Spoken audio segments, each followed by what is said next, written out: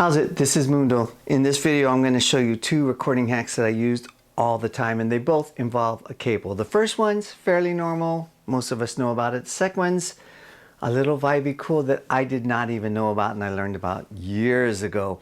If you follow my channel, you know I use the G7th Capo. And if you're liking this video, please hit the like button and I'd appreciate a subscribe. All right, these two hacks. Years ago, I did a record session date and I learned a lot from the engineer. Every time I go to a studio, it's nice to bug the engineer and learn things. And this was specifically with the acoustic tracks that I was laying down.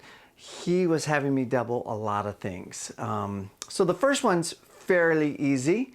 You take a chord progression and you kind of use the cable to mimic a 12-string sound 12 frets above. So the chord progression I'm using is E.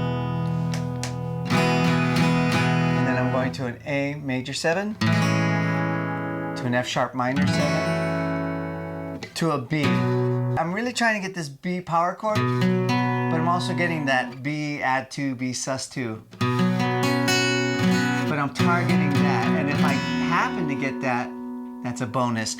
On both these hacks, unless you want to be right down the money perfect, which you can do, it's great, but I like to have a little bit of leeway and imperfections, because then, you know, listen back, you might be really surprised and get something that's super vibey. I always have the tuner on the guitar in the studio. I'm always checking my tuning, but even then, with the guitar's built-in imperfections, you're gonna get some cool imperfections, like some natural chorusing between the two parts. So take the pressure off yourself, and you don't have to be so perfect for these hacks. So just a simple strumming.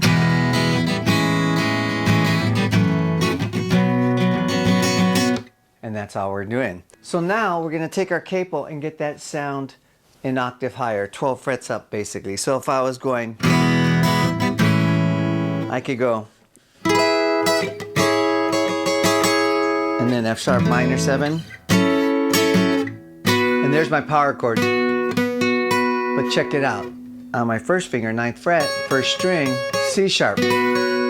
Almost like this. Okay.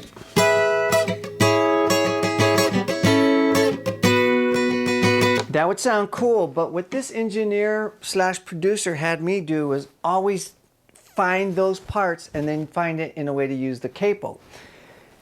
And I trusted him. I jumped through the hoops for whatever the producer wants, and at the end of the day, those guitar parts sounded great. So I'm going to take this capo, and in this case, I'm going to put it on the 9th fret.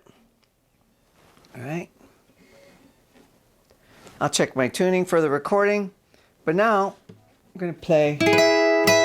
See, it already sounds a little different. By the way, I'm targeting the top 4 strings of the guitar. I'm trying to give it that 12-string sound where the 12 strings have that octave. The 2 strings are an octave apart except when you get lower. So I'm just going for these 4 strings. This capo's playing the A major 7th without the A bass.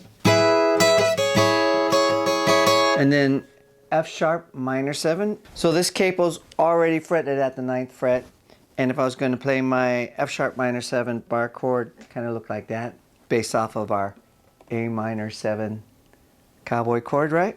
So I'm just going to play that A minor shape here. It's nice. So we got,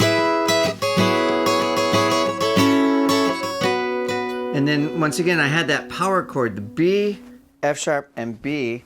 Looks like that, but in this case, capo's taking care of that. So and I could target that, and then I can drip in the high E string. So.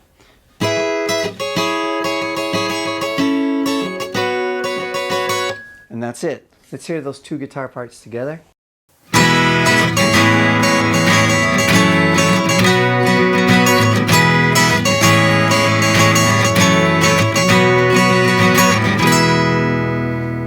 Alright, so now let's listen to those 2 parts. Let's spread them in the stereo field left and right, and then let's add some reverb.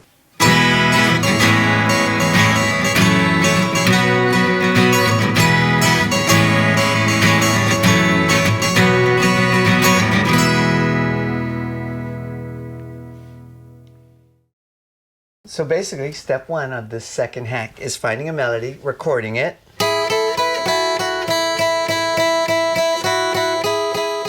And then he'd make me get my capo out and find another way to play that same part, but always using a capo. That kind of complemented the first part.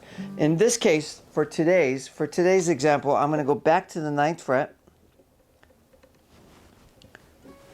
And now my drone E is going to be on the 9th fret, which the capo's taken care of. We're on the 9th fret. And that's going to be my drone E. Because remember, we had our other part. Yeah. Now I'm going to take that melody, and I'm still going to go. But now my drone E is now on the 3rd string.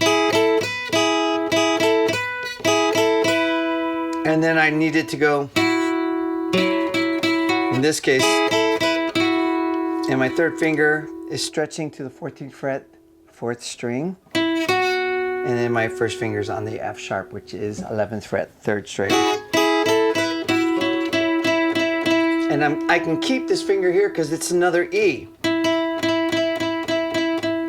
And I could even use the capo down to the 2nd string.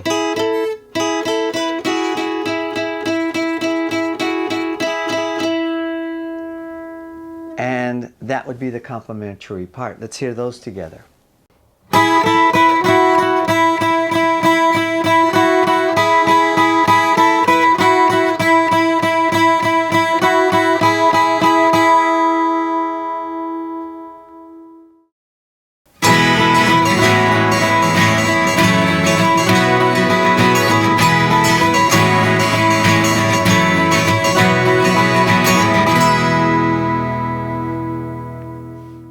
All right, so those are cool, right? First hack, awesome.